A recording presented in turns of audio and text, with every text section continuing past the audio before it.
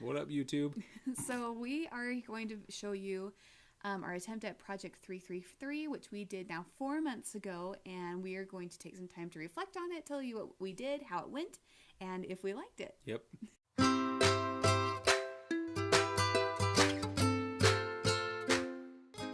So we began with the intent to lay our hands on every single piece of clothing that we owned at the time.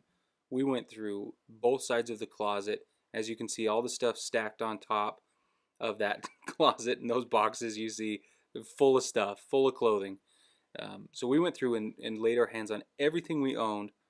This is a concept we got from the book Life Changing Magic of Tidying Up by Marie Kondo.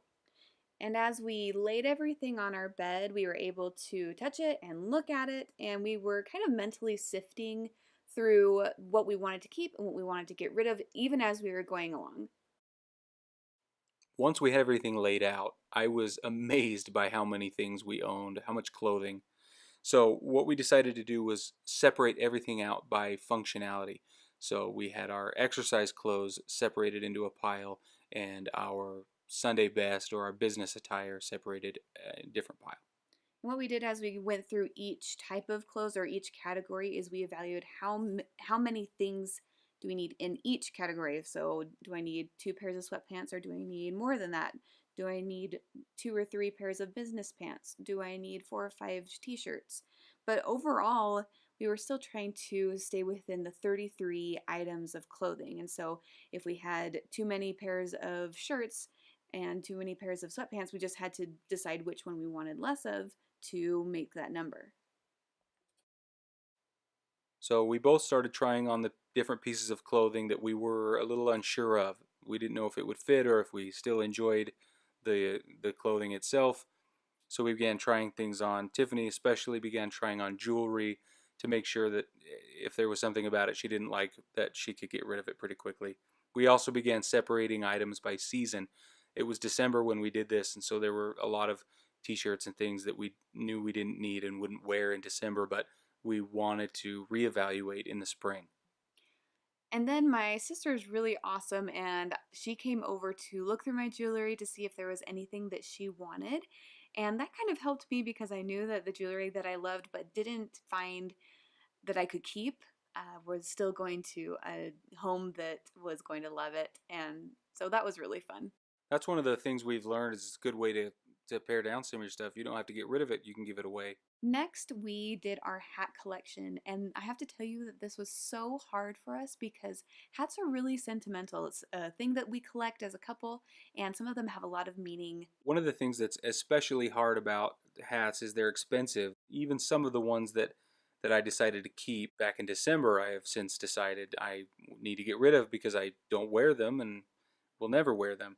One of the things that I learned about the hat thing specifically is that it's okay, just get yourself to a benchmark and then know you can pare it down further later, especially with something that's sentimental to you like hats are for us. Shoes were a little easier for me because after pregnancy, my feet had changed. They are wider, and so most of my shoes did not fit. And so I just pared it down to the ones that did. And then for Brigham, he kept 6 pairs of shoes, and technically 7 because he had a dedicated pair of shoes for winter and a dedicated pair of shoes for spring. And so he was able to pare it down straight to 6 pairs. Okay, ties.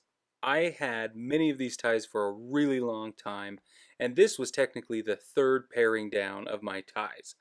One thing I learned though was that, months later, as the seasons are changing, like we've said before, I'm realizing that I kept a lot of really dark ties, and for whatever reason, I didn't keep a single blue tie, and that has been very upsetting.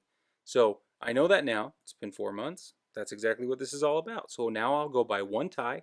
It'll be a great tie. It'll be blue, and it hopefully will last me a really long time. All right, guys. So it's been 4 months, and you saw how the process went, but now let's talk about what has happened since.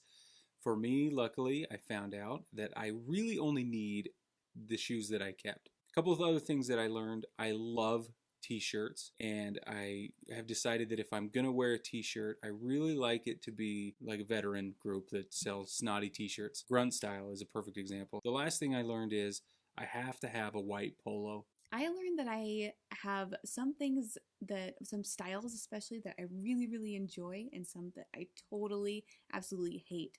Especially if I have something that only goes with a couple of shirts or one particular pair of pants. Also, what I noticed is that because I had less, I wore less. I actually refined in even more of the things that I liked to wear the very most, and I kind of cycled through the same 5 or 6 shirts even though I had about 10 or 12 to choose from. I love my hats made by Gurin Brothers. I'm not trying to plug too many companies here because I'm not getting paid, but I just love them. But I've learned that I specifically love wider brims. I have one that I wear in the fall and winter almost exclusively, and I have one that I wear in the spring and summer almost exclusively. We both love baseball hats.